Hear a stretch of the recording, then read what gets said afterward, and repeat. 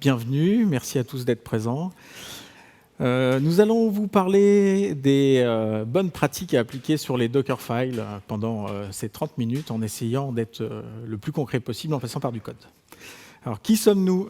Donc moi, je m'appelle Guillaume, je suis Senior Software Engineer chez Docker. Je travaille dans l'équipe Collaboration qui s'occupe de produire des nouveaux produits pour les équipes de développement, en fait. Voilà. Et moi, c'est Jérémy Drouet, donc je suis software engineer chez Datadog. Voilà. Donc, qu'est-ce qu'on va faire? On va partir d'une application qu'on a écrite qui... Ah non, d'abord, qu'est-ce que c'est qu'un Dockerfile? Un Dockerfile, c'est un peu comme une recette de cuisine dans laquelle vous écrivez toutes les informations pour build votre application. Cette recette de cuisine, vous l'envoyez à votre engine Docker et ça va vous produire une image. Cette image, c'est composé de différents layers. Sachant qu'un layer, ça correspond à une instruction run, add ou copy. Ces layers doivent être ordonnés par ordre de fréquence de changement, donc ceux qui changent le plus en bas et ceux qui changent le moins en haut. Comme ça, vu qu'il y a dans les images Docker, il y a un mécanisme de cache au niveau du build, ça va vous permettre de build moins de choses quand il y a moins de changements. Je vous expliquerai après comment ça marche. Maintenant que vous avez une image, vous l'envoyez à votre engine Docker et vous la démarrez et vous obtenez un container. Voilà. Donc voilà, trois choses. Un Dockerfile, une image, un conteneur. Voilà, c'est fini. Donc on part d'une application qu'on a écrite qui est composée de 4 choses. Voilà. Donc il y a une application front écrite en React, une application back donc en Spring Boot qui parle avec un MongoDB et devant tout ça il y a un reverse proxy qui va faire la communication avec tout ça. Tout ça c'est dans une seule image, un seul container, ça fait 1 giga 7 et ça met presque 8 minutes à builder. Beau bébé. Et l'objectif c'est de découper tout ça pour avoir un truc bien découpé. Donc on va commencer par regarder qu'est-ce que c'est que notre Dockerfile. Alors, le Dockerfile, il est là. Est-ce que vous voyez bien? Oui, vous voyez bien. Alors, notre Dockerfile, il parle d'une image Ubuntu. Voilà. Et au départ, on va directement mettre à jour le cache aptitude, installer l'OpenJDK. Merci Guillaume. Voilà. Installer notre JS pour pouvoir build notre front en React. Installer MongoDB pour avoir notre base de données à l'intérieur de ce gros truc, Nginx, mettre de la config Nginx, faire un dossier où MongoDB va mettre tout son bordel, build notre serveur, build notre client et le déplacer dans le bon dossier pour que Nginx puisse servir tout ce qu'il faut. Ensuite, on va avoir un fichier, un entrypoint.sh dans lequel on va démarrer tous nos services, donc notre MongoDB, notre serveur et notre Nginx. On va expliquer qu'il faut exposer le port 80. Et ensuite, on va dire que la commande quand on va démarrer le container est le entrypoint.sh. Voilà. Donc, on va commencer déjà par nettoyer un peu tout ça. Oui, donc la première bonne pratique, c'est d'avoir un seul service par conteneur.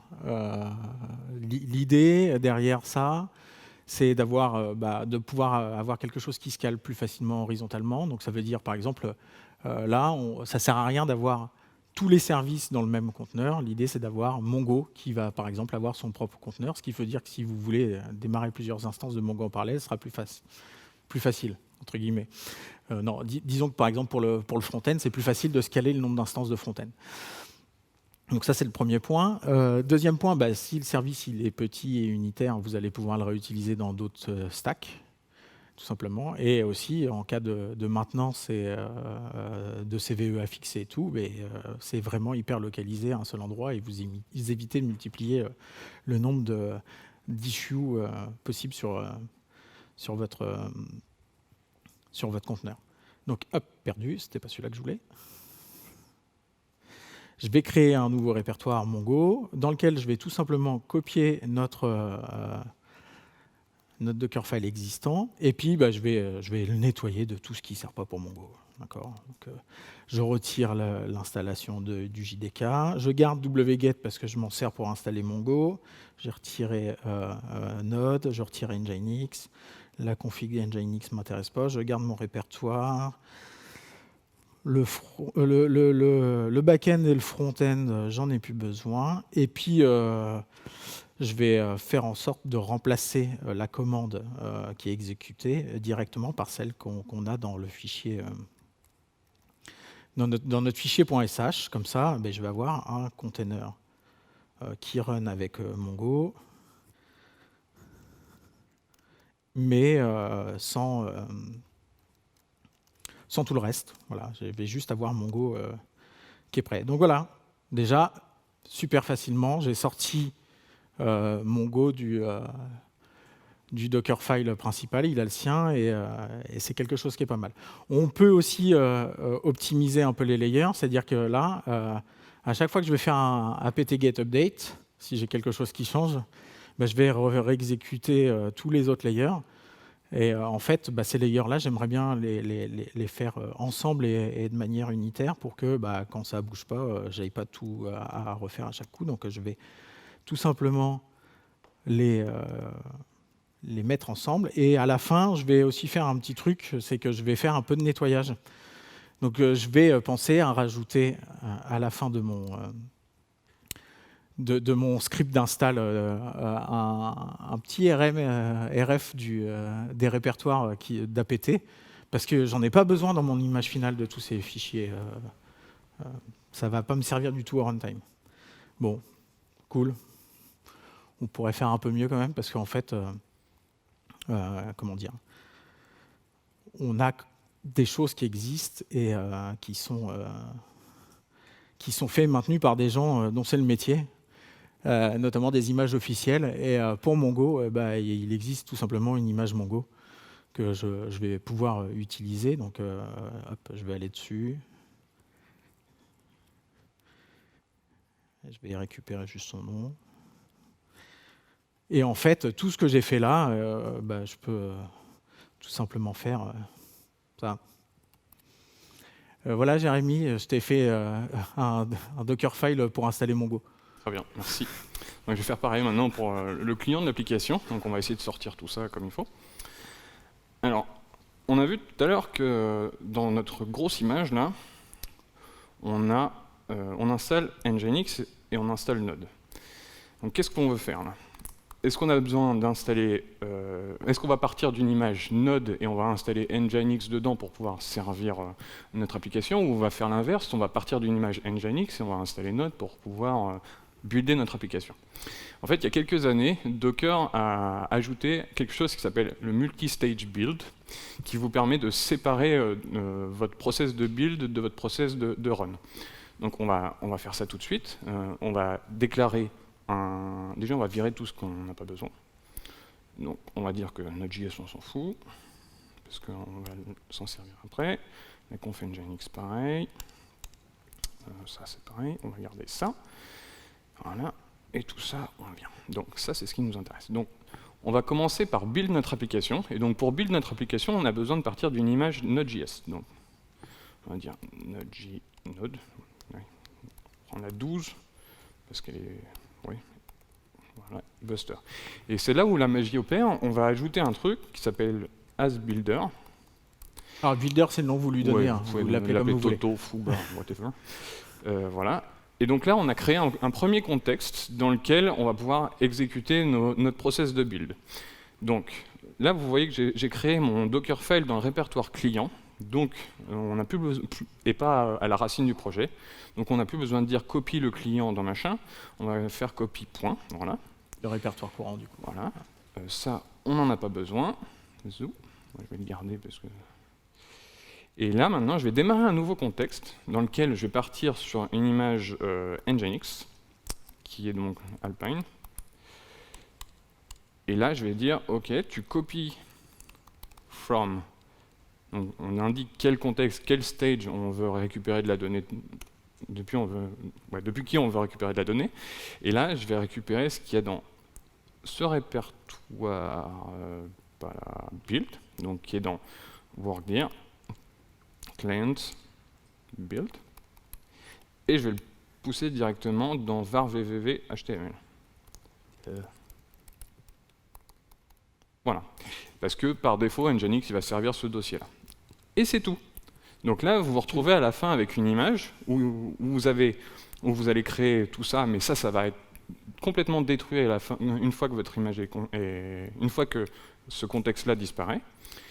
Et vous allez avoir cette image, votre image finale, qui va se comporter des layers de Nginx, plus un layer qui va être copié depuis le code builder. JavaScript du buildé.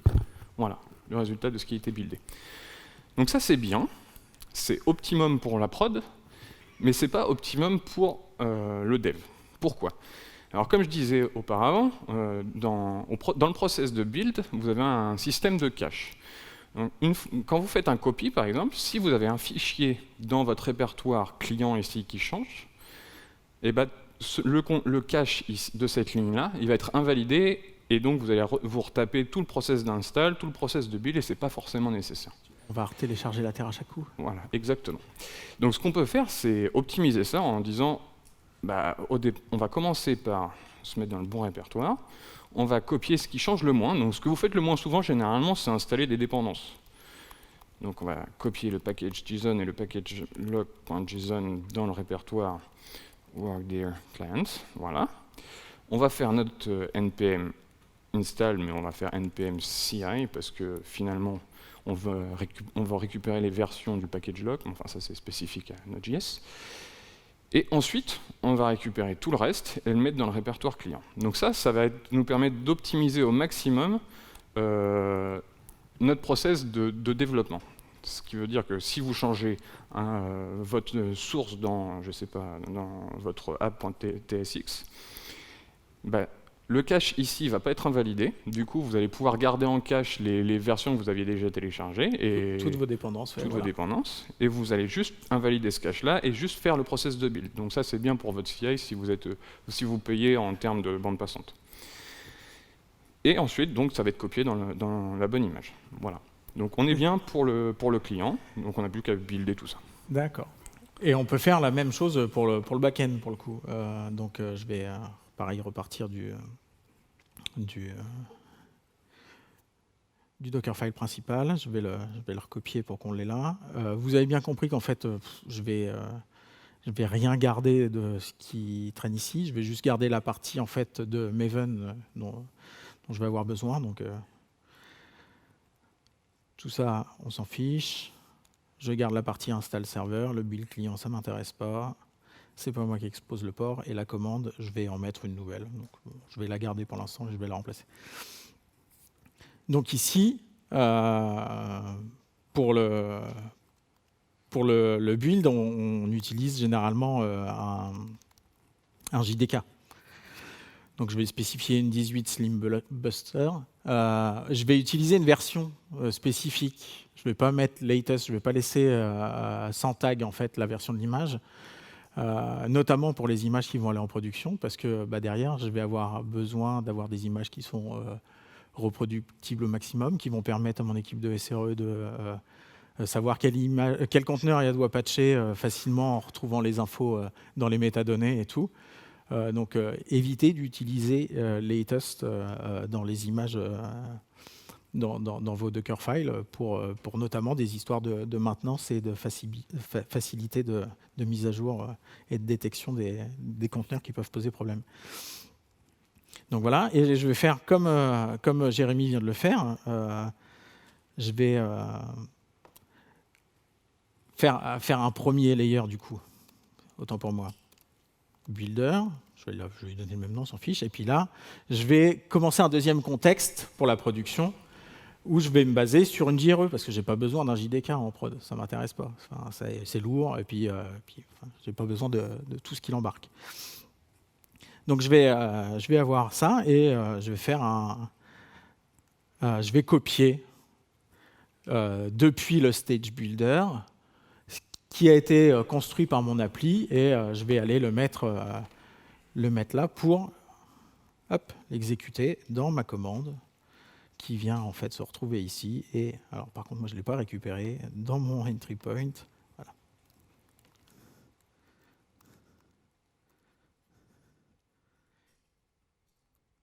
Et donc là, pareil que pour Jérémy tout à l'heure, on a une image qui est optimisée pour la prod. ce qui est toujours très bien, hein, mais qui est pas prête pour le dev. Enfin, elle n'est pas optimale du tout pour le dev. Et on peut faire la même chose, puisque en fait, on peut jouer avec les dépendances Maven et le système de cache des layers de Docker pour éviter de se retrouver à avoir à télécharger à chaque fois qu'on modifie juste son code source en fait pour rebuilder une image. Ça a peu d'intérêt. Donc là, si je me trompe pas, je ne l'ai plus.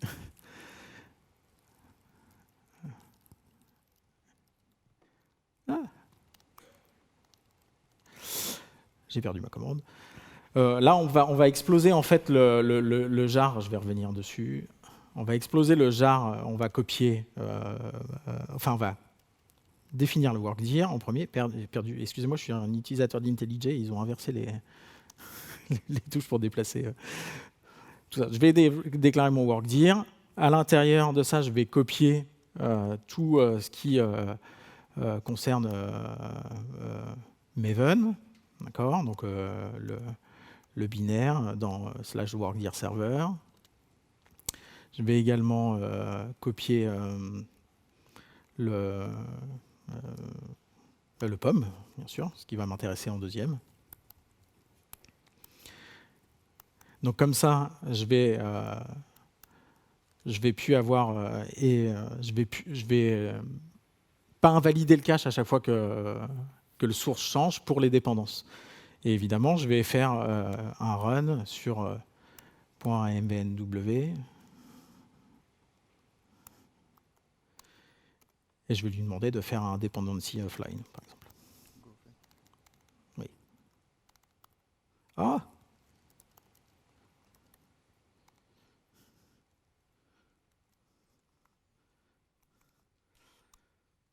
D'accord? Et à partir de là, je vais pouvoir recopier comme tout à l'heure. Donc, en Java, on a le répertoire src. Je vais juste recopier le répertoire src directement dans workdir server. Et puis, je vais pouvoir derrière faire ma commande Maven préférée pour mon build. Alors, je ne sais pas, vous faites ce que vous voulez. Moi, je vais faire un package, par exemple, mais ça peut être quelque chose de plus petit ou ce genre de choses. OK? Donc là, c'est pas mal. J'ai optimisé le temps de dev. Je ne vais plus avoir à télécharger les dépendances à chaque fois et tout ça. On peut aller encore un petit peu plus loin. Ah pardon, hop, excusez-moi. On peut ici, j'ai plus mon raccourci. En fait, le jar qui va être généré, je peux l'exploser. Je peux faire un run. Tu voulais me faire quoi? Je peux faire un run jar xf, je ne sais plus quoi, et en fait, je vais exploser le jar dans le répertoire de build. Et en fait, derrière, je vais pouvoir utiliser le résultat de cet output pour optimiser encore un peu plus l'image de prod. C'est-à-dire que les libs, elles ne changent pas beaucoup, rarement. Tout ce qui est métadonnées, c'est un peu bas, tout ce qui est métadonnées, en fait, va très peu changer également. Donc là, je vais créer des layers exprès pour ça. Et ce qui fait que quand, dans l'étape précédente, j'ai que les classes Java qui changent, et ben, je vais juste avoir à modifier cette partie, ce layer-là, et donc je vais garder et avoir un build de mon image de prod qui va être plus rapide. Et puis évidemment, derrière, je vais appeler directement la classe qui va bien pour démarrer mon conteneur. OK ? Ça, c'est pas mal, c'est très bien. Honnêtement, vous allez gagner en temps de build, notamment sur les CI et tout, surtout si vous êtes sur des CI où vous payez, quoi, en fait, sur votre temps de build. Donc voilà. Et par contre, en prod, moi, ce que j'aime pas, c'est quand ça tourne en route. Ça ne m'intéresse pas trop, quoi, en fait. Donc on peut rapidement et facilement en fait, ajouter un utilisateur Juste avec les commandes classiques Linux, hein, add group, votre nom d'utilisateur, créez le groupe, add user, vous rajoutez votre user à votre groupe, et après vous utilisez le mot-clé user avec le nom de l'utilisateur que vous venez de créer, et en fait toutes les commandes qui viennent derrière, de la copie jusqu'à l'exécution de l'entry point, vont être exécutées avec cet utilisateur-là, ce qui va vous prémunir de faire tourner un conteneur qui tourne avec un utilisateur root en production. Voilà. Plutôt rapide et efficace. Ce qui est bien là, Jérémy, c'est qu'on a vraiment séparé chacun de nos services. J'ai juste un petit problème, on les fait fonctionner ensemble comment maintenant? Parce qu'avant, tout était dans le même truc, c'était facile, on startait un machin, mais là... Ouais, c'est ça. Alors maintenant, on se retrouve avec trois services différents qui vont être à démarrer en parallèle. Donc, on va introduire un nouveau truc qui s'appelle Docker Compose. Donc, Docker Compose, on configure ça avec un Docker Compose.yaml. En fait, ça va vous permettre de faire fonctionner une stack de plusieurs conteneurs. Voilà. Et d'orchestrer tout ça comme il faut. Donc, on va pouvoir déclarer 3 services ici et des networks. Bon. Les services ici, ils sont isolés. Donc dans ce cas-là, ils ne vont pas pouvoir parler ensemble. Donc il faut déjà qu'on commence à expliquer à chaque service avec qui il peut parler. Donc c'est à ça que servent les networks. Donc par exemple, là, on va dire que le serveur il peut discuter avec Mongo. C'est mieux. On va commencer à définir ici que le serveur il appartient au network backend. Et pareil pour Mongo. Donc là, le serveur va pouvoir discuter avec MongoDB. Donc pour le client, on va faire la même chose, sauf qu'on va lui dire qu'il appartient au serveur front-end. Voilà. On va dire aussi que le serveur il appartient au network front-end. Donc là c'est bien, mais on n'a rien exposé sur notre machine pour pouvoir accéder à nos services. Donc là on va introduire quelque chose, on va introduire un reverse proxy, donc on va utiliser Nginx pour ça. Donc on va dire, OK, on a un nouveau service qui s'appelle Proxy. On va utiliser l'image Nginx Alpine, allez, c'est la fête. Voilà. Qui, lui aussi, va appartenir au network front-end. Comme ça, le Nginx va pouvoir aller faire le reverse proxy avec le client et avec le serveur. Bon, et maintenant, il faut qu'on configure notre proxy. Et donc, pour ça, on va déclarer un petit volume. On va monter un fichier dans le container. Donc notre fichier il est dans proxy. J'ai un répertoire proxy ici, nginx.conf, avec un point c'est mieux. Voilà, et on va le monter directement dans etc nginx.conf.d default.conf. Voilà, tout par cœur. Et on va le dire, on va le monter en read-only parce que ça sert à rien que Nginx puisse modifier ce qu'il y a dedans. Voilà, ça c'est cool. Il faut aussi qu'on dise que Nginx, on peut le contacter sur un port, et donc on va lui dire, on va le mettre sur le port 8081, pourquoi pas. Et derrière, ça va être bindé sur le port 80 du conteneur. C'est le port 80 de Nginx du conteneur que tu vas exposer sur le port 8081 à l'extérieur. Exactement. Maintenant, on va modifier un peu notre configuration de Nginx qu'on avait dans le gros conteneur au début, pour qu'on puisse faire de la redirection vers le serveur ou vers le client en fonction de ce qu'on a besoin. Donc, dans Docker Compose, il y a un système de DNS qui vous permet donc, quand vous déclarez un service client par exemple, de pouvoir le contacter en faisant un HTTP client quelque chose. Voilà. Donc par exemple, ici, tout ce qu'on va appeler sur /API, ce serait bien qu'on le redirige vers le serveur, le service serveur. C'est cool. Voilà, on va faire la même chose pour le client.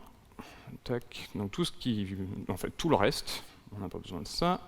On va le rediriger vers le client. Et Nginx, c'est le port 80. On n'a pas besoin de mettre ça, mais c'est pas grave. Et voilà. Donc rien qu'avec ça, on a notre configuration de Nginx. Donc ça c'est bien, il faut aussi qu'on n'oublie pas de modifier la configuration du serveur pour que lui, il tape. Oui, parce que moi j'avais configuré le serveur pour qu'il cause sur le Calos parce que Mongo était au même endroit. Voilà, et donc de la même façon, on va pouvoir lui dire, tu vas taper sur Mongo. Sur le service qui s'appelle Mongo, ok, cool. Donc on a tout ça. On va pouvoir derrière dire, ok, Docker... Espace compose maintenant. Compose. Hop. Et donc tout ça, une fois Une fois qu'on aura buildé toutes nos images, on va pouvoir démarrer toute notre stack d'applications. Et vas-y, montre-la, elle est belle. Elle est pas De l'autre côté. Ouais. Voilà. C'est le deuxième. Donc ça, c'est notre application initiale. Donc c'est une map avec toutes les brasseries de Belgique. Voilà. Et une fois découpée, tac. Voilà, on a toujours la même application découpée dans différents containers. Et ici, on peut voir que on a été chercher toutes les informations sur le client, on a appelé le serveur pour avoir d'autres informations, et donc on est passé par Mongo qui a accepté des connexions. Voilà. Donc on a notre application qui tourne bien découpée comme il faut. Et voilà, on y retourne. Donc voilà, on était sur une application qui faisait 1 giga 7. On a découpé ça en 4 petits containers pour une taille totale de 700 mégas à peu près. Donc on a enlevé 1 giga dans la partie. On a Sachant qu'on n'a rien fait sur l'image Mongo, on a pris l'image officielle et c'est la plus grosse. Voilà. On a un build time qui a presque été divisé par 2. Et en plus de ça... Et c'est un build time séquentiel, là, on pourrait le builder en parallèle, on pourrait encore gagner du temps en fait. Exactement. En plus de ça, on a rajouté un niveau de sécurité en mettant des networks dans tout ça. C'est-à-dire qu'une fois que vous avez votre stack de démarrer, si un attaquant vous attaque par votre Nginx ici, eh ben, il va rester isolé dans le Nginx. Il va falloir qu'il aille dans un autre container, donc dans ce network-là, pour pouvoir contacter le serveur Spring Boot, et ensuite pouvoir accéder à votre base de données. Donc ça, c'est une couche de sécurité en plus. Voilà. Ok, bon. Donc ce qu'il faut retenir sur cette présentation et sur ces bonnes pratiques, un service par conteneur, hein, je vous ai expliqué, faciliter la scalabilité horizontale, assurer, pouvoir réutiliser votre service dans d'autres contextes, notamment avec Compose, et également faciliter les aspects de maintenance, utiliser les images officielles qui sont régulièrement mises à jour avec les fixes des failles de sécurité et tout ça. Ne pas utiliser le tag latest en production. Vous pouvez éventuellement pour vos stages de build utiliser la dernière version, mais sur les layers qui vont partir en production, jamais utiliser ça. Vous faciliterez la vie de vos équipes SRE, définitivement. Utilisez le multi-stage build pour vous faciliter la vie, avoir un seul Dockerfile pour vos environnements, pour vos images que vous allez pour vos conteneurs que vous allez utiliser en développement et en production. Et éviter de shipper du code et source éviter en prod. du code source ou des dépendances de dev et tout dans des conteneurs de prod. Nettoyez vos layers. Vous allez réduire drastiquement la taille de vos images et quand vous devez déployer dans le cloud, c'est toujours ça de prix. Vous payez tous la bande passante. Vous voyez de quoi je parle. Et évidemment, éviter de laisser les containers de prod avec une config par défaut qui pourrait éventuellement utiliser route en production. Alors quand vous utilisez les images officielles, c'est des choses qui arrivent beaucoup moins souvent parce qu'elles sont configurées bien comme il faut pour que cela n'arrive pas. Si vous voulez des informations complémentaires, il y a différents blog posts qui existent. Il y a des vidéos aussi qui ont déjà été faites sur d'autres manières de présenter un peu ces bonnes pratiques. Et nous avons terminé. Il nous reste une petite minute pour prendre éventuellement une ou deux questions. Voilà.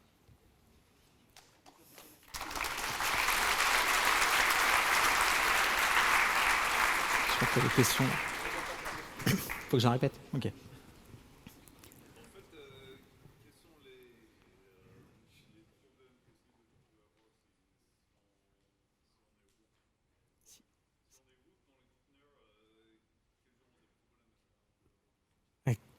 Alors la question c'est quel type de problème on peut avoir si on est root sur les conteneurs? Alors, imagine que tu démarres un conteneur qui va écrire sur ton FS et que tu montes un volume de ton host dans ton container. Donc, à l'intérieur de ton container, tes routes. Donc, ce que tu écris sur ton FS dans le volume qui est monté, ça va être écrit en route aussi. Donc, si tu démarres avec ton user Toto, un docker run -v dans ton volume dans le container, toi, tu vas être avec ton user, mais ce qui va être écrit, ça va être en route sur ta machine. Et toi, tu ne pourras plus le supprimer si tu n'as pas le droit route sur la machine. Route. Voilà, c'est un des trucs qui peut arriver. Si des histoires de permission qui, généralement, te pourrissent un peu la vie. Potentiellement, tu peux tout supprimer de ce que tu as monté dans le volume. Également, quand c'est un volume qui contient une base de données, voilà. Ouais, on a terminé. Il reste 3 secondes. Je préfère qu'on réponde à vos questions juste à l'extérieur plutôt que de déborder pour les suivants. Merci à tous.